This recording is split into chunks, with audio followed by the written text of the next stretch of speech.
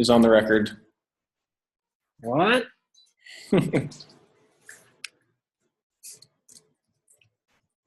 All right, now we're recording.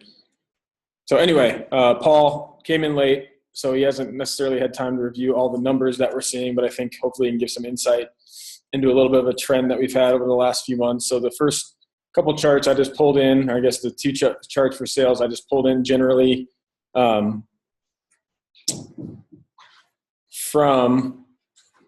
the product Heartbeat. So there's no grooming or anything that's happened here. So numbers aren't necessarily accurate. Not to say that Salesforce isn't 100% accurate, but it's likely not. So Paul, any major insights, whether it's personal or team-wide, that you kind of have over the last, let's call it 3 to 4 months? I think we're obviously trending down across the board. Any reason why we're having difficulty selling? We can stick with websites for now if that's easiest. Digital marketing we kind of treat separately. Sure. So I think websites, over the last 6 months, one of the biggest hurdles was automated incentives. Kind of with the dealers who typically would buy a dealer fire site. So the brands that aren't OEM mandated or ones within the programs that we're involved with, they really, automated incentives has come up quite often. So that was one thing that a lot of dealers were kind of leaning towards some of the other providers for. Now, it looks like that's going to be solved, but that was one of the things that has come up more often than not. Mm-hmm. Another one would be especially for General Motors, CDK is really coming down hard on any dealer that wants to have a secondary website. So that's, CDK does all the GM sites, and anyone that kind of steps outside from there, their reps are on them a lot about using somebody else, and we're having trouble even getting a dealer to take a phone call or a meeting with us to discuss websites when it's a GM dealer. As far as other providers, like why they're kind of beating us, I would say that the two biggest providers that I guess 3 biggest providers that I would most often come up against would be Dealer.com, DealerOn, and Dealer Inspire. Dealer.com tends to keep business by having a large group that has either been with them for a long time, so they're paying quite a bit less, or they have some Chrysler stores within the group and they don't want to switch. So some of the mandated sites would fall into place there. The ease of use of the back-end system is one thing that a lot of people tend to like with Dealer.com.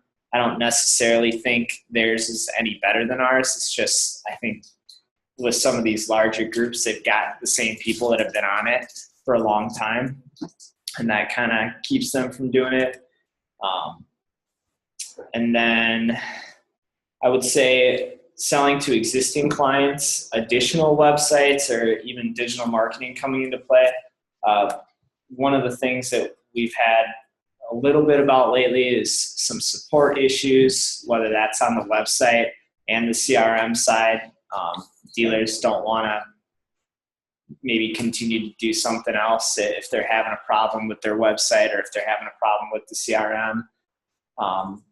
But other than that, I think I would say from a product standpoint, automated incentives would be one of the biggest ones. And then site speed would be another one that's become relatively important.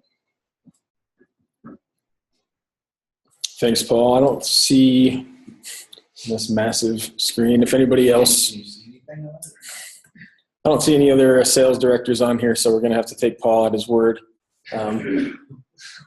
for those things. But I think some of those trends we've had over the last few meetings, certainly some of the support concerns have been there, and then the product, since the few product advancements or feature requests that Paul was able to mention or did mention, there are things that are on our list that we actually will be executing on this quarter. Not to bury the lead, we'll talk about that more later. So hopefully those are on point and continue to be on point. We've addressed at least some of those things as it relates to new sales.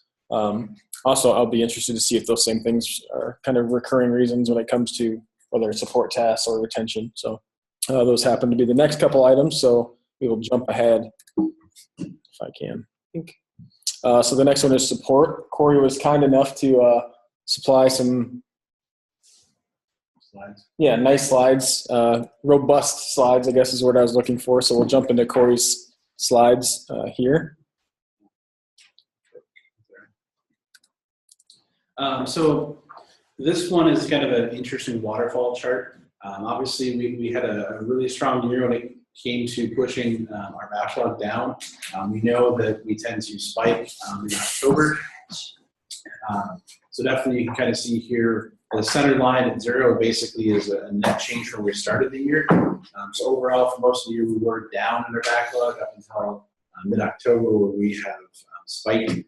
Right now, we're up almost about 250 cases from where we started the year. So that kind of follows our trends. If we go to the next slide, maybe. This one is kind of is created cases month to month, year over year. So we can kind of look at what we're expecting as far as trends go. But usually into September, into October, to November, we have a pretty busy month. Then it usually kind of starts to dip down a little bit. November's numbers are a little bit low just because we still have a week left to go as far as reporting goes. So definitely kind of what we expect. We're still seeing a pretty good improvement for cases pretty much every month up almost about 1,000 or so. Interesting. So just kind of some normal talking points for numbers. Customer satisfaction for the last quarter or so, last couple, up till September 1st, it looks like it stayed pretty much consistent. I'm right around the 92% mark, which is where we want to be in the customer support side, if not a touch bit higher. Case close time definitely has gone up a little bit from where we started the quarter with. Has to do with just the raw number of cases coming up. But we also try to help with our continued backlog in the long term. We actually did pull some of our legacy employees in Texas out for some training. So they actually went through a new batch of basically new hire training, which will allow us to get more use out of them and have them perform better. So that kind of hit the perfect storm time. November into October is our busiest time, and we pulled an extra 6 people out of our case queue to do that.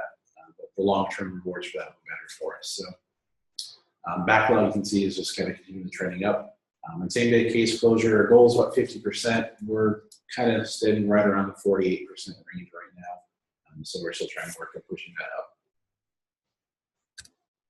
Total backlog, kind of, you can see definitely it's gone up. Engineering, I mean, data services are kind of hard to see on that chart because they are so small compared to customer support on the top chart. So we broke up below. Engineering has gotten a lot better in Q3 about getting things pushed out, thanks to some initiatives on the dealer fire side and also some case cleanup on the eCarless side. Inventory Plus has made a big push in getting some of those numbers down. On the data services side, we're at the lowest amount of cases for them that we've been all year. So definitely we're starting to get some things back from them a little bit quicker, which is helping some of the bigger issues that tend to cause some pain points for customers. So this is just kind of a snapshot. So all of these metrics are dealer fire and eCarless combined. Yep. Okay, that makes sense. Yep. The website support too. Got it. So overall, the eCarless percentage of that is very heavy. Okay, that's all I was curious. It's not big at all. You're talking maybe 50 cases a week, if that. Okay. So these are looking at the case percentages, the number of cases that we've sent to engineering in the past quarter. So one of the biggest things we talked about last time is new problem doesn't really help us much. We did do a case cleanup reason. It took the Salesforce team a long time to get those changes pushed live because apparently we broke some stuff in the process. So those actually did finally go into effect on November 1st. So kind of going forward, we'll have more information where new problems not a thing anymore. But definitely you can kind of see we spend a lot of our time in engineering tasks related to inventory, whether that's inventory, price, layouts, third-party scripts, troubleshooting, stuff like that. Imports a big part of the time that goes into it. And then the next thing is, navigation and Ignite changes, Ignite bugs are kind of the next things we kind of send through. So we'll get more granular data now that new problems no longer a thing. Again, these are all just the percentages of reasons of stuff that are escalated into defects or version from support. So these are percentages of the total amount of cases. Sure. So these are actually just the percent of cases as a total. So 15% of our cases that we had, this was, I believe, past 90 days, were related to Ignite. 14% had a design element related to them. Something to note there, if the case has design assets, but it's something that's done in Ignite, it will still stay as designed for tracking purposes right now. So that does kind of change numbers a little bit. We spend a lot of our time working with third parties. That's not OEM changes, that's actual third parties like Edmunds, Cars.com, stuff like that. That's where the third parties come in, or the outside third parties that do SEO updates that we're providing a lot of support for as well. Inventory homepage changes are another big part of it. 4% of our time is still spent on compliance, and we're looking at actually expanding our compliance team to help handle those changes a little bit quicker. And we're trying to actually go through and normalize some of the data too, so we can report back on the lead form stuff that we're doing. It's related right now. They're broken down from changes and additions. So the health as far as the form builder that we're trying to get some data for Engine 6. I know Liz was asking for data on that. So we need to go through and combine some data into different buckets to really pull that out. Yeah, historically, form tasks have been your largest task, right, or one of the largest support. It's up there. It's time consuming. Yes. So on the next slide, this is actually the work effort that goes into it. So of the things we do, 22% of our work effort is accumulated in our associated design cases. That does include the actual design time as well as implementation. The next little bit are just general Ignite cases, inventory, homepage changes, etc. So again, we can definitely see that we spend a lot of time on compliance. The third-party stuff is not, you get a lot more cases, but it's not as much actual time. So again, we want to try to bucket some of these better, and once we get the clean data, since everything started in November, it'll actually start to be a lot easier to see these in bigger slides, so there's not 8 things related to lead forms and stuff like that. What's an example of Ignite? Like what would fall under the Ignite bucket? Ignite Ignite update could be coupons, manage offers, manage promotions. Got it. So it's not a bug with Ignite per se. It's just using Ignite to do something, content addition usually. Okay. Yeah, and we're working on this part of our change for November, so we actually can break those cases down more granular. We didn't do it for this sake because we didn't want to spend all day on it, but we have the capability to actually go through those cases and see whether it's related to something that we're training the customer on, something we're doing for them, any changes, stuff like that. So sure, we can kind of get things more granular if people want to see that. Sure, I would be interested to see that when you have it. Sure.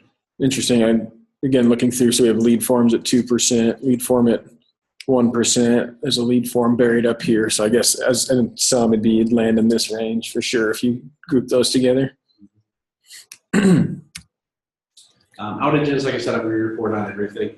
In the last 45 days or so is kind of where we're taking this number from. We had a total of 3 outages. One on the dealer fire side, which caused 0 cases, 0 time lost at customer support agents. The outage happened at 2:30 in the morning. On the eCarless side, we had 2 outages, about 70 cases, and lost about 387 minutes of productivity time across the board. What was it on the DF side? Web 8? Yes. Okay. Web 8 had a faulty CPU. They had to do a chassis swap. So nothing we could do. Right. Good to know. The only thing we could do there is infrastructure-wise, we do have a load balancer that we have to No, touche. Want me to clarify that? I'll tell you everything about a chassis swap. Chassis? Chassis. Chassis? So again, I hit on this enough already, I think, but like I said, we did the case reasons were finally published on 11/1. We submitted those a long time ago, but they got lost and lost it. So going forward, we'll have much better data. Cool. I think that'll be important as we start to optimize our workflow. I think support obviously plays a big role in retention. I think as Paul noted, also a big role in sales as we get a reputation for having good support or bad support or whatever. It's not isolated to just an operations thing, especially on the website side of the business where being able to support and help customers is looked at as a feature and not necessarily a byproduct. I think some of the biggest wins we've had, or at least some of the emails I've seen on the sales side, has been able to pull from Dealer On and Dealer Inspire because of our support or because of how bad their support has been at times. So we want to avoid furthering the notion that our support isn't what it could be. For sure. We've added a lot to the team. Obviously, the training for the legacy folks in Texas is a big thing for that. But beyond that, we've hired almost 12 people in the past 60 days or so for the support team. Of those, I think 8 or 9 are actually new hires. So we're trying to really get ahead of the backlog and trying to get into the new year. Do you feel like the case support load has gone up percentage-wise more than what our website count has gone up, or do you attribute the case growth directly to website growth? It's hard to say. We have some numbers we can look at where we can track it. Right now, we hold steady to about each support agent has about essentially 40 websites that they're responsible for. If you break it down that way, that number has stayed consistent as we've gone through the year. Sure. So it does and it doesn't. Got it. So it's somewhat proportionate at the very least, although it could be a couple loud people getting louder or bringing on new loud people at a proportionate rate. I would say I think we have a hard time with independents. I don't know if that's kind of true for the rest of the world. We're still trying to find our cadence with them as far as what's there and what's not. With the OEM world that we had in the past, especially with that, hey, this is what you can do. This is it. With these OEMs, there's nothing to stop them. So you get some really weird out-the-wall requests that can take a lot of time. Or to, hey, we're doing this. We're trying to be creative when sales sells stuff like a sold inventory page, which is stuff that we don't have the capability of doing in Ignite natively. Sure. Sold for, but we're having to do a lot of stuff like that, of creating stuff all the time for sold inventory. So is that a pretty common one with independents? it is. They love to have all their old inventory on there. This has a lot to do with e-commerce sites and replacing right now. And that's something that's available on the back end ECL site. So yeah, their inventory system has statuses. So there's a sold status for inventory in ECL, which allows them to say, hey, show me all the vehicles that have been sold. Whereas ours, it's a Boolean, either we have it or we don't have it, right? So either if the inventory comes into Dealer Fire, it's assumed that it's in stock, and if it's not in Dealer Fire, then obviously it's not in stock. And so that's been a challenge. And so how I think it's happening today is they're just adding a comment to a comment field and keeping it active and telling us to send the sold statuses. Anyway, it's to your point, it is kind of a It can't send them to us. That's the problem. yeah. So inventory plus export something is done through ECL's back end. So Sure. Yeah, so basically what we usually end up trying to do for the immediate solutions are having the dealers go through and mark a comment to the vehicle and lock it before they mark it as sold. Got it. But if they don't do it, a lot of times they want stuff created, or they want just a standard content page where they We house all their sold stuff. It's just a cluster. So Interesting. it's tricky because we get that for dealers. Most of them kind of understand the point. They're not probably getting a huge push, but some of the dealers that only have 6 to 15 cars. They think there's huge SEO benefits to having sold cars. That's what I was wondering. It's purely an SEO play where they want more saturation in the search, I guess. Mm-hmm. So by having their old cars ranking them, they don't have them anymore. Okay. Certainly I've heard the request before, but I'm always curious to see the effectiveness and or what the dealers think they're gaining from doing it. A section that we don't necessarily have called out in particular, and I think it makes most sense to talk about it here off the cuff, is production and build. I think this is different. Do you have any general things to add, Russ? I know that's one thing. I think in the future we'll probably have a separate section where you can spit for a little while at us on. Everything's kind of in flux now with project managers coming into play. Mm-hmm. We're going through training on those. I guess the one thing that's going to affect or has affected retention and actually some of the kickouts that we've had recently was a lot of, Paul touched on, was inventory issues. There are some things that have come up within the last month that kind of surprised us, that has caused us to lose some business. One of them being CDK not sending us any more feeds because we are not certified. Yeah. In speaking to legal, Kelsey found out that's probably not going to happen. We are not going to go for certification. So as a roundabout plan, this whole thing, we've gone back to, I've been talking to Steve Hamill about sending us the feeds. They are certified. Yes. For whatever reason, everybody still sees us as two separate companies. And Well, it's product. So CDK, I've had this discussion with legal and with CDK, and it's by product line. So no matter how we argue it, so for instance, Inventory Plus and Dealer Socket CRM are separately certified to go into CDK, which is why they can both pull from CDK. So we would need a third certification to be able to do it for websites, which is get super inefficient. So I think you're on the right track. We have two options. One is we keep going down the path which we started, which is getting inventory from CRM, or two, which we've talked about a lot, and Steve Leak is on the call from Inventory Plus, is we create a light version of Inventory Plus a la HomeNet, which we use and replace, so they would be pulling it as a service for us through their existing certificate. And that's a big one because HomeNet is getting harder and harder to deal with now since the acquisition of all those companies. One of the things that has come up was their association with Reynolds and Reynolds. And we can no longer, when we tell a dealer that we can't pull from Reynolds and Reynolds DMS, we can't even order HomeNet for them anymore. This has to come from the dealer. These are rules that Reynolds and Reynolds put in place. So it's not really? It's not an easy thing anymore. Now all of a sudden, what used to take us a few days to get HomeNet Lite for $49 is not even an option with Reynolds and Reynolds anymore. And the same price points that we would have received had we placed the order are not in place for the customer. I think their cheapest one is $100 now.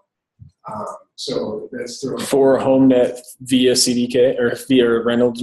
Yep. Okay. So yeah, the sooner we can get an Inventory Plus product that's somewhat competitive with HomeNet Lite, the better.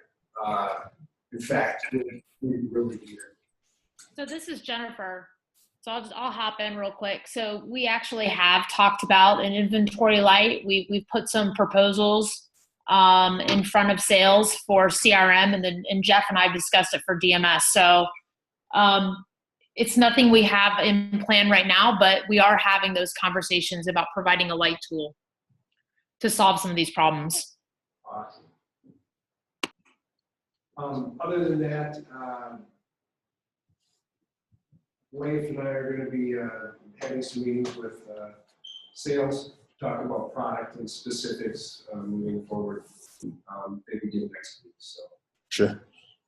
that will help.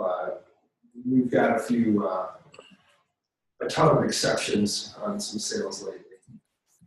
No offense, sales guys. I think it's just Paul. Let's look at Paul. Yeah, pretty much all. Yeah, okay. So we're going to be addressing those, and then we should be sales directors.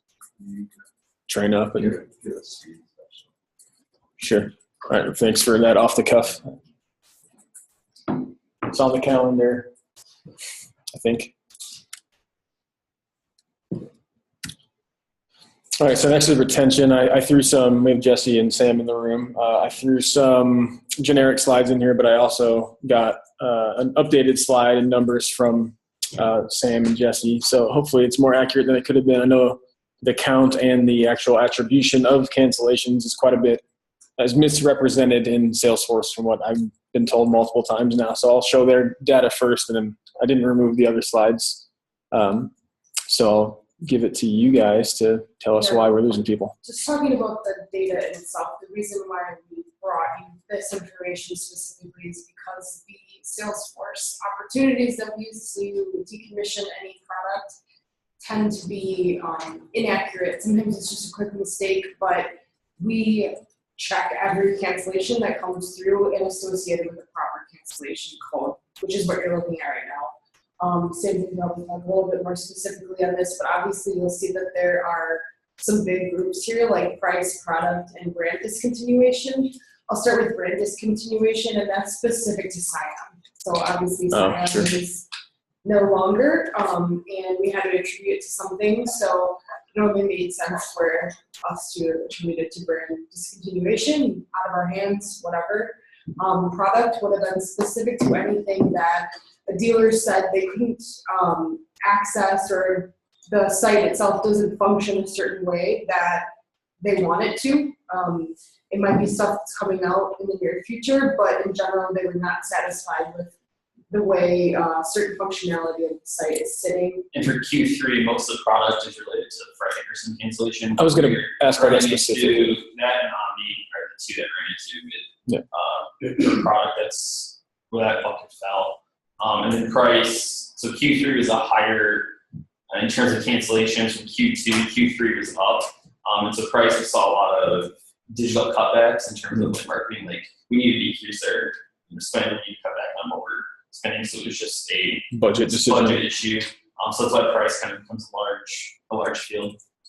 Of course, a lot of these have multiple reasons, but we try to closely attribute the main reason with what you're seeing here. But like with the Fred Anderson ones, they had multiple things that they considered why they were canceling.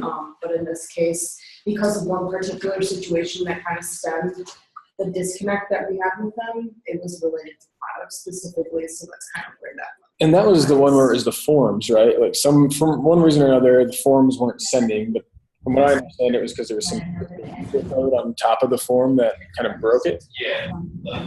Look back at your but and then there's additional.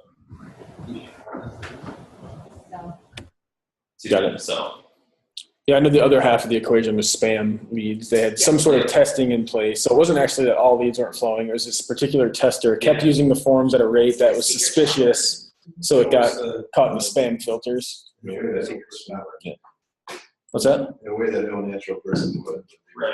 Yeah. Then they raise the flag, which just, and then that just toppled issues, but it was difficult, something like that. Mhm. That was also for sure. He didn't do us any favors.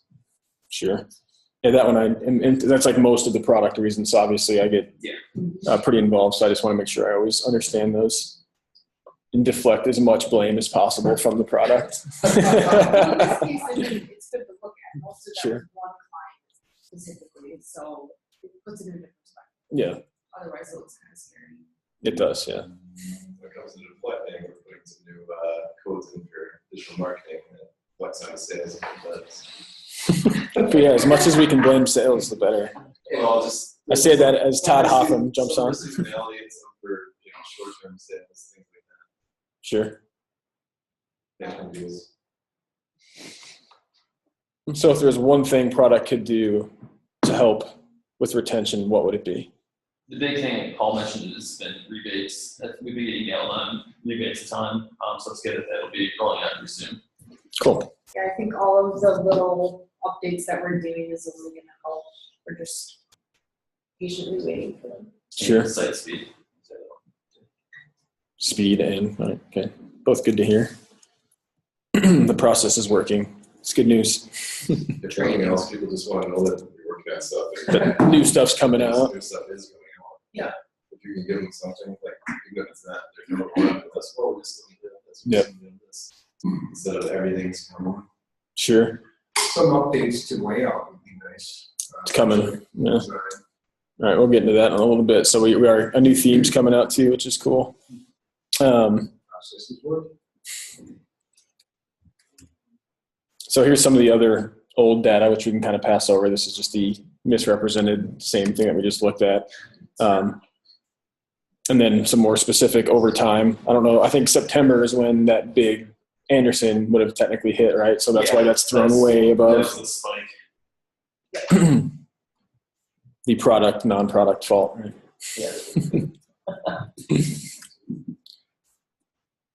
And then again, we focus these calls mostly on website. Wes and I have a lot of separate sub-bars on digital marketing, and then the relationship between website cancels and digital marketing cancels.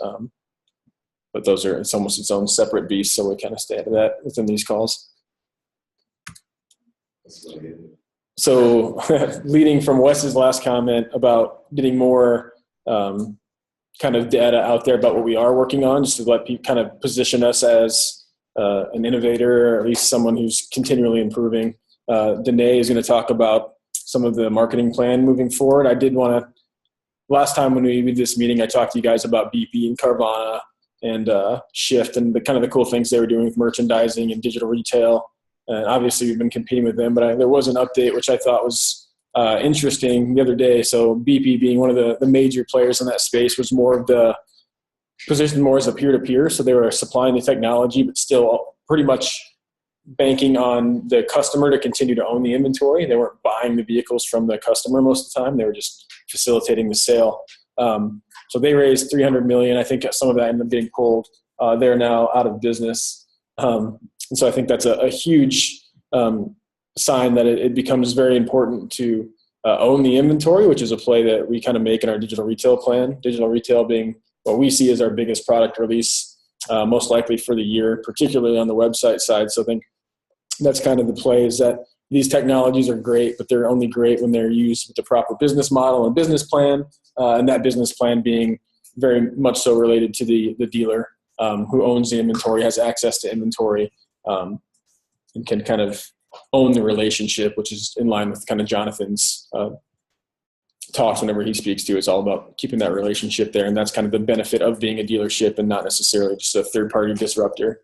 So I thought that was interesting. Within a quarter, we've gone from BP being a huge threat to kind of getting shut down, but you will see that they're being replaced by Fair.com, which isn't a thing yet, but some of the players that are running Fair.com are kind of interesting.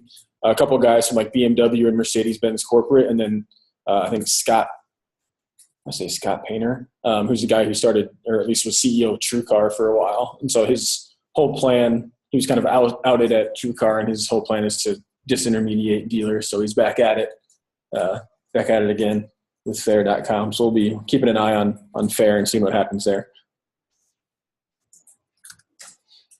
So the next portion, Danae, did you have some marketing items to talk about? Sure.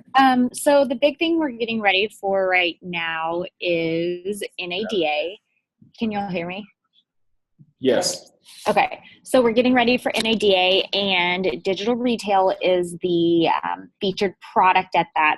So pretty much all of our focus right now is getting ready for that and getting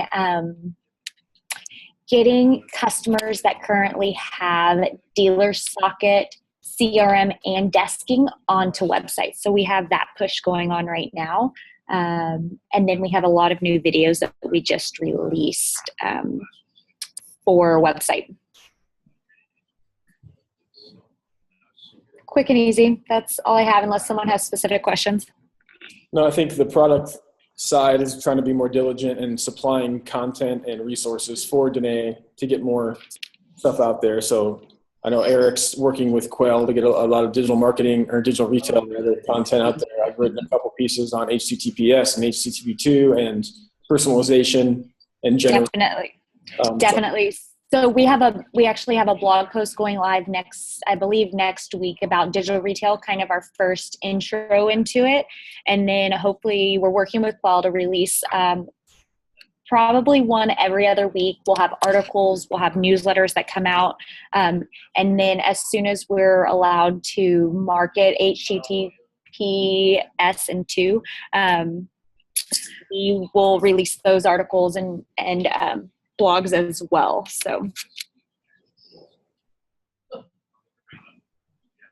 Are we going to be charging for HTTPS? Some of that's still in discussion, so we'll get into what's releasing after Q4 here in a minute. And then I'll talk a little bit about the new release plans that we have. I think the new process, by utilizing that is going to be important. So.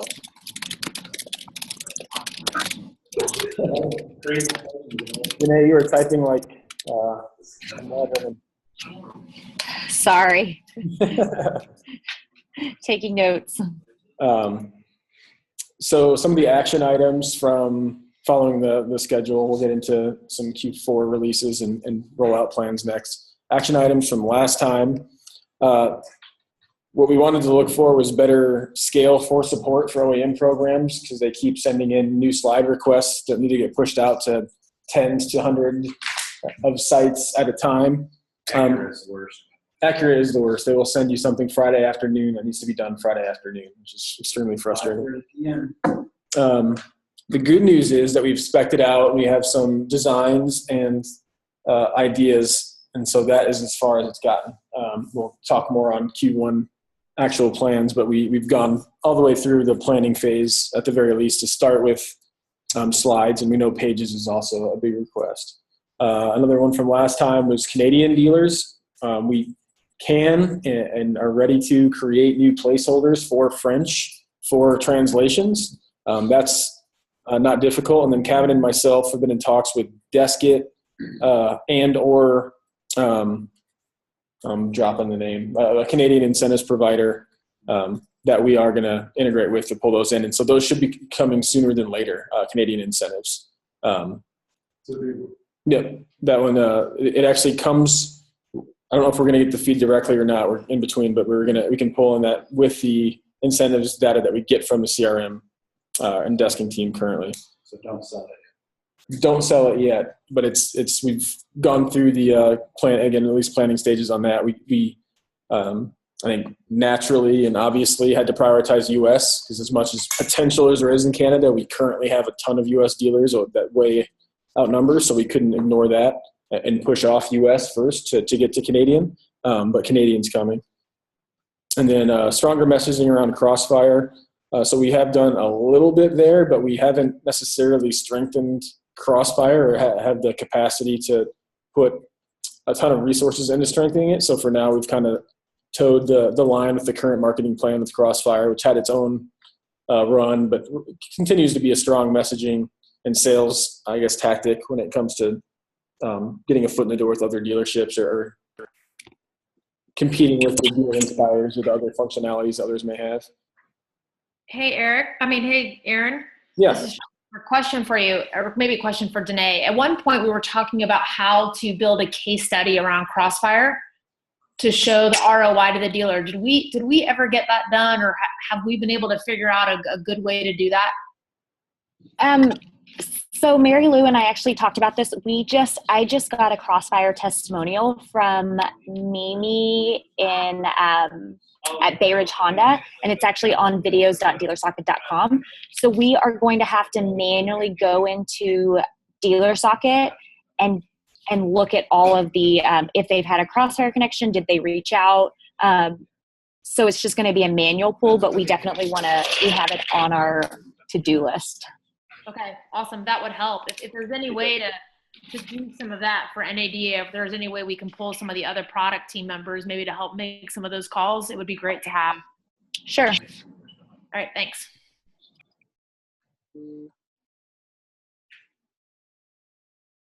Cool. So that was it from the last session's kind of action items. So I think yet to be seen where we can prioritize slides and OEM programs.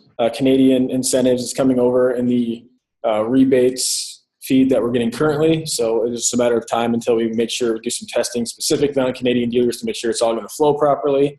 And then lastly, I think the stronger messaging, to Jennifer's point, is mainly with Danae with some product support to try to dig into and see if we can find some wins, directly correlated wins from Crossfire that we can use to kind of speak to in a case study. Okay, so now we can get to talk about the product side at least a little bit. Some of this will be pretty fun, I think. So coming off of last session, we kind of stack ranked the most important items. And generally, these meetings are supposed to be quarterly wins, which means the projects are going to be a touch smaller, whereas we went a little bigger last time. So this is a list we came out with things we knew we wanted to focus on, and the kind of the sizes that they are. So you'll see that we did take a lot of input for bigger, larger, even the largest size we have, which is 2X projects. And here's all the statuses and where we're at. So the goal with the majority of these items, and I think I put the launch plans for these on here, was to release as much functionality as we could to affect retention and sales to the maximum degree come Q1, aka, or more specifically NADA, And so the good news is, with the exception of one third-party integration we had planned, we're on track to deliver a bunch of really good feature updates and even a new product ultimately with digital retail come NADA. So all of these projects are in various stages of readiness. So in the past, we've gotten a project to code complete, maybe done a small pilot, maybe not, push it live to little fanfare with maybe not enough training, if we're just going to call it what it is. So we've employed the readiness team and process to take over and help us facilitate a better, smoother launch plan for all of these things. So I don't know who all has been on a readiness meeting thus far. I know Russ and Corey. It mainly starts at the supervisor level, and it's kind of their job to take what we provide and push it down. So if we need to get other people involved, we certainly can. But Chrissy Buchler on that side and her team are kind of running point on getting the proper resources involved. But we get operations, sales, support, and any other kind of main stakeholder in these things involved early on, even before we've developed pricing, get them input on what they think they would need to properly train their teams and to utilize these things. We get sales involved to help determine pricing and a go-to-market strategy, and then all of that rolls into a readiness plan where we do pilot and then go to a GA release. And so within the next month, why I bring that part up in particular, the majority of you will have already or will be involved in multiple meetings about getting these things out there. And I think hopefully you can be hopefully you're able to participate in those, because this is important, right? So a lot of these things are things that need to be manually enabled on accounts, and there's certain processes that we have to take to be able to enable these things effectively. And so we want to use these things for the greater good and not kind of misuse some of these things. Some of them we need your input to make sure, like similar to the incentives and rebates discussion we had last night, where there's some conflicts with the use of price HTML file, where we need to do some debugging with Russ and the build team and even support. I think you were on that call, right, Corey? So yeah, there'll be a big influx of help we'll need from your teams to help us help you utilize these things as they launch. And again, anything marked green, we are anticipating having live and the ability to sell or include as a package should they not be an upgrade fee come in ADA.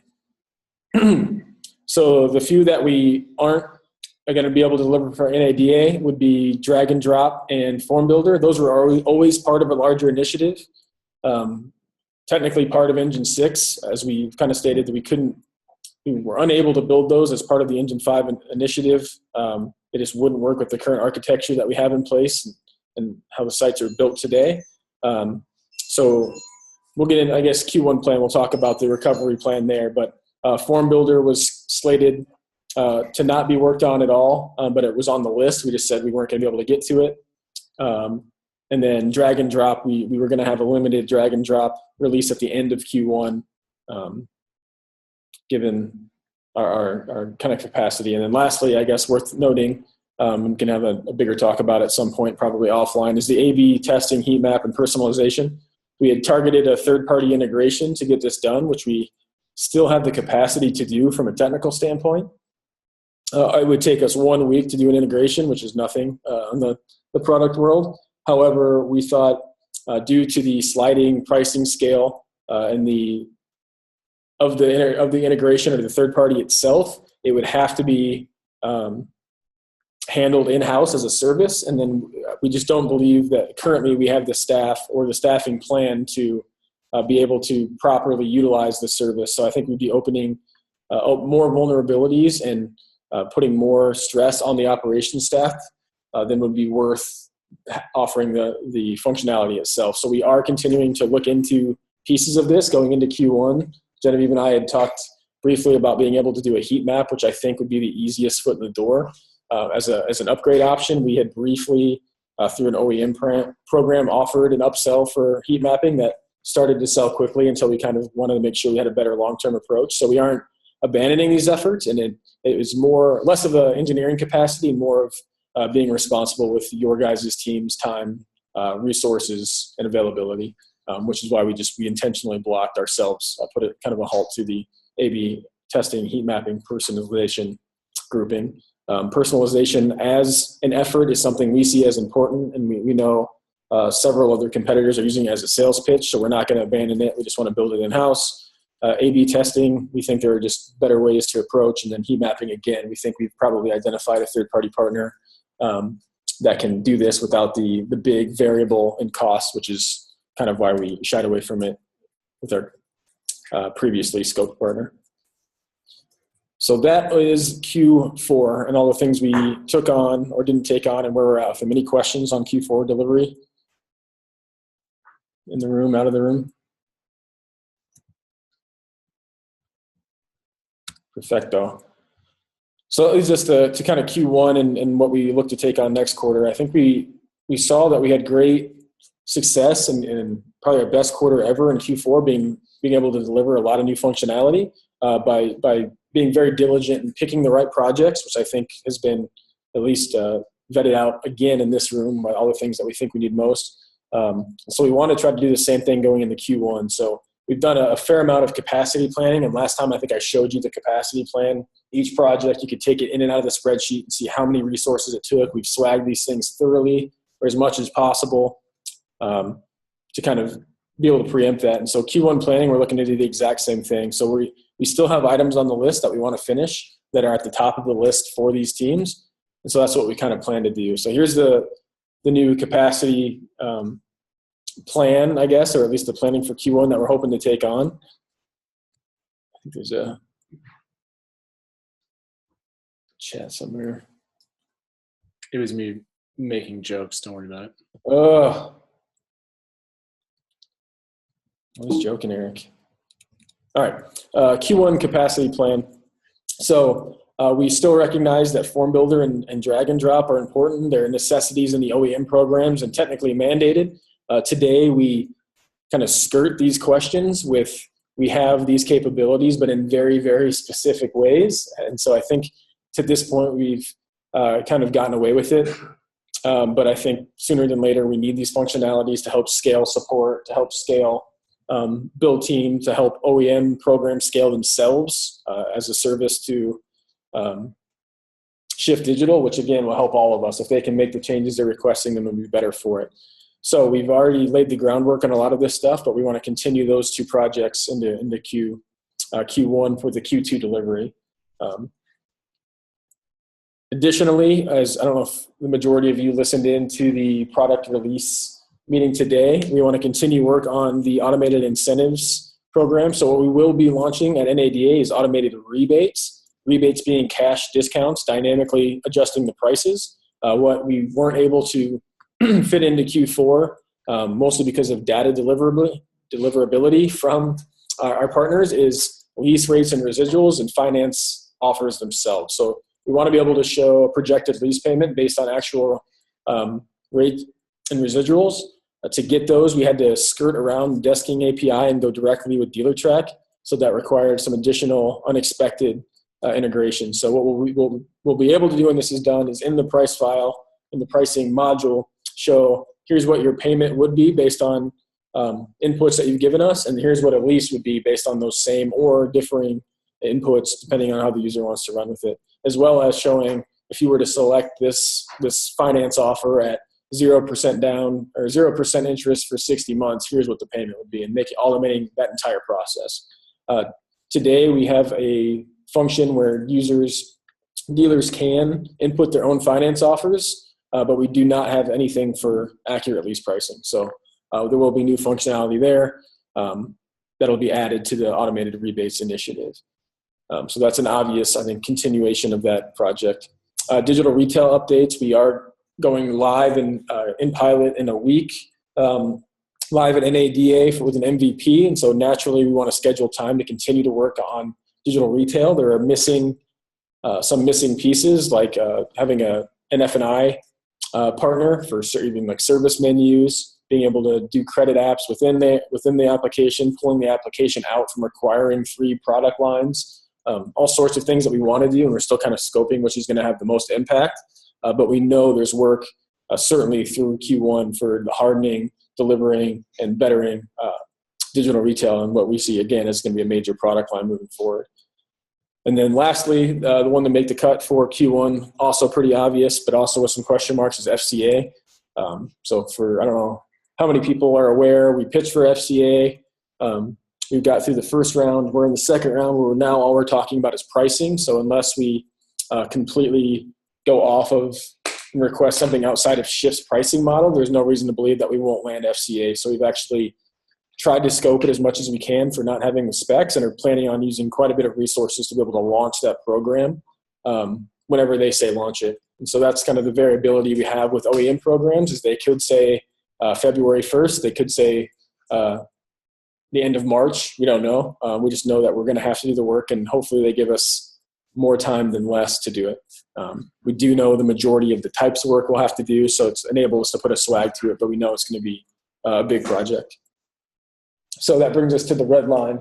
So I can show you that kind of the last piece of this is talking about capacity planning, like we did last time. All of the resources that we have divided out by the resources it'll take to take on these efforts stops us here. Right? So there's these other things that we've identified that we want to be able to do. And again, some of these things we might be able to take chunks of anyway, but our current capacity with current engineering resources, their velocity, how quickly they're able to tackle projects, ends at FCA. So there's a few things that we would like to do that are currently, due to kind of the business needs, below the water line, so to speak, that being bulk slide management and bulk page management, as well as a fully fledged A/B testing, heat map personalization, and then additionally a separate personalization effort.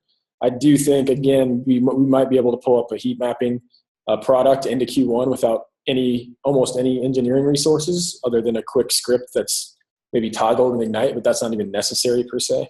But anyway, that's where the capacity kind of leaves us. And that's what the last slide, just to kind of illustrate the point a little bit. Let me.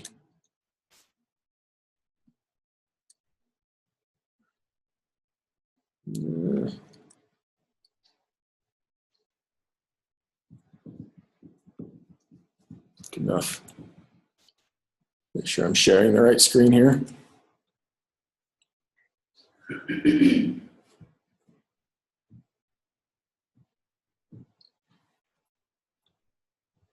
So here's the same capacity model that we talked about last time. I don't know if you remember or not. We toggle on and off all of these things that we know we'd like to work on, given all the possibilities in the world, and we take that and we map it to our actual resources. So Lambda, all of our teams, front end, back end, and then there's a team composition that drives all of this in the background so we can do the calculation. So we factor in growth.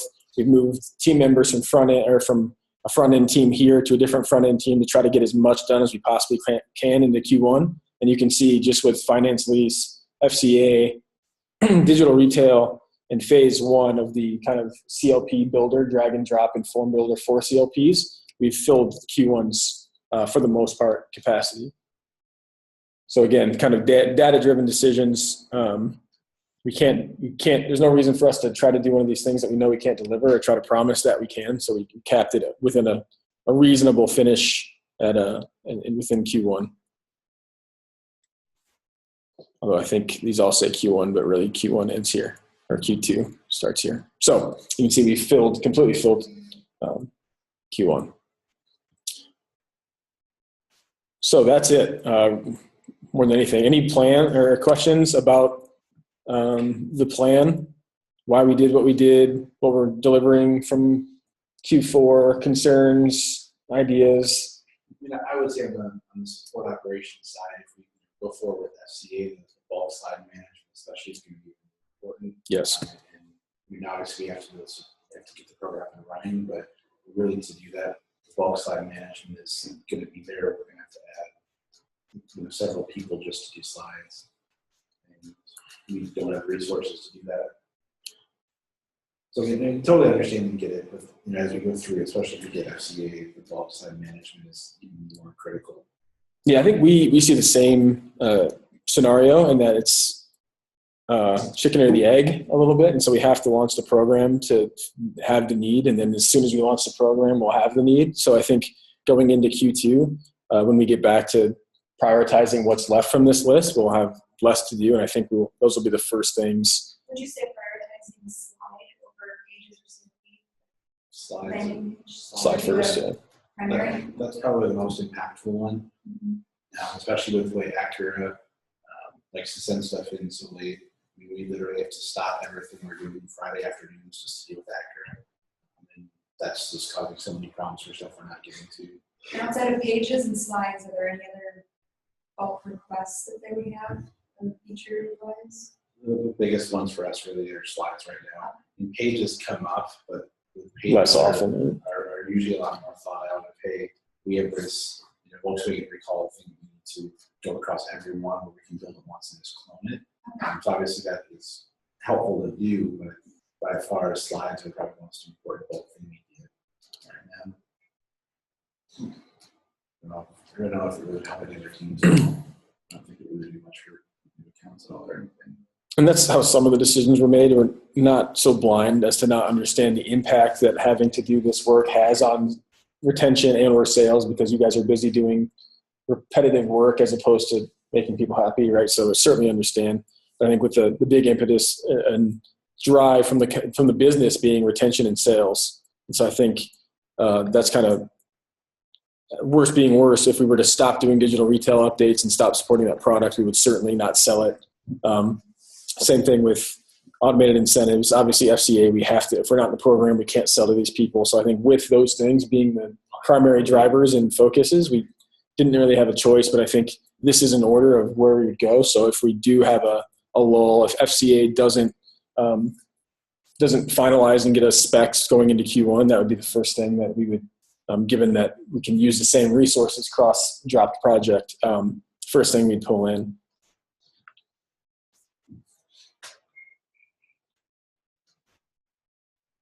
Yep, exactly. So Kevin's mentioning that we had been working ahead on bulk management because we had projected without the thought of FCA being a thing at the time, that would be what we worked on. So luckily the planning's done, which is why it makes it has potential for being something that we were able to slip in given any additional capacity. It's just not, right now we don't have it in the plan.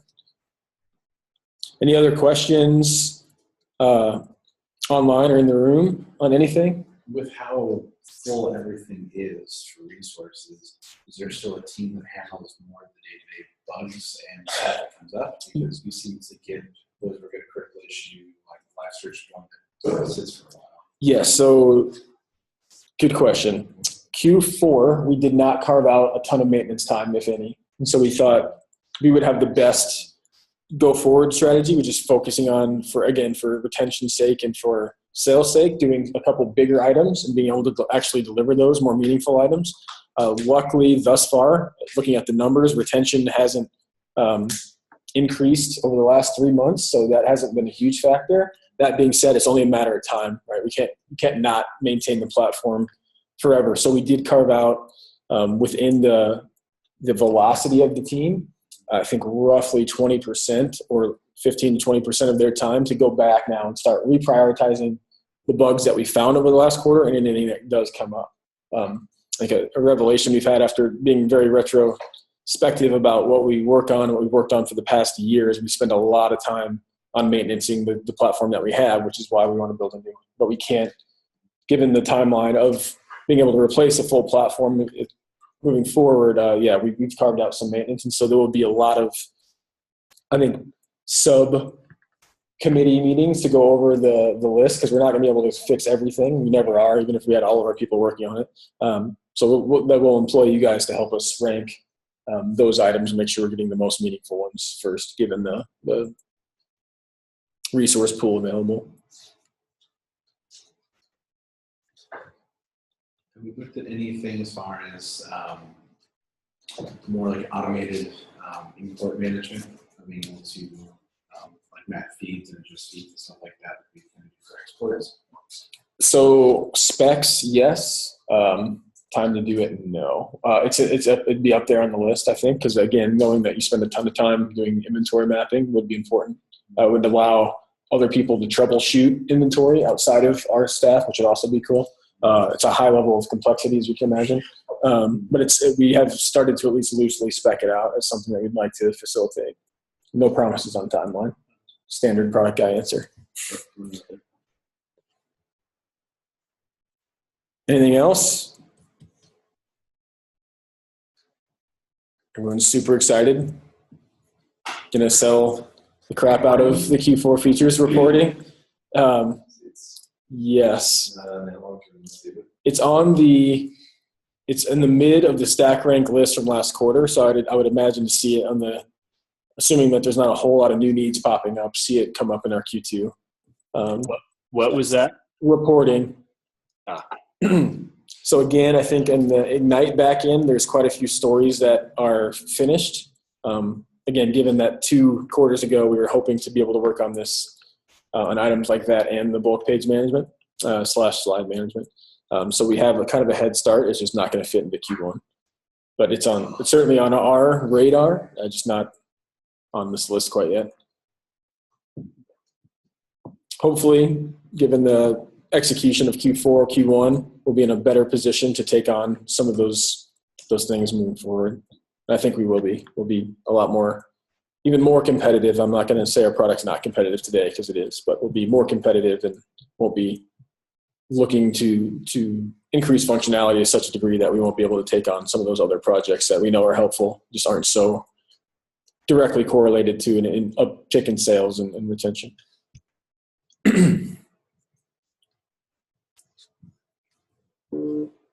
Time is it? It's 3:08, so an hour and 10 minutes. Not too bad. Anything else on the phone? Questions, concerns, ideas? Want to go take your lunches now, California? Sorry for scheduling this during lunch. Thank you. Thanks, Aaron. Of course. Thanks for jumping on, everybody. You bet. Take care. Good presentation. Thank you.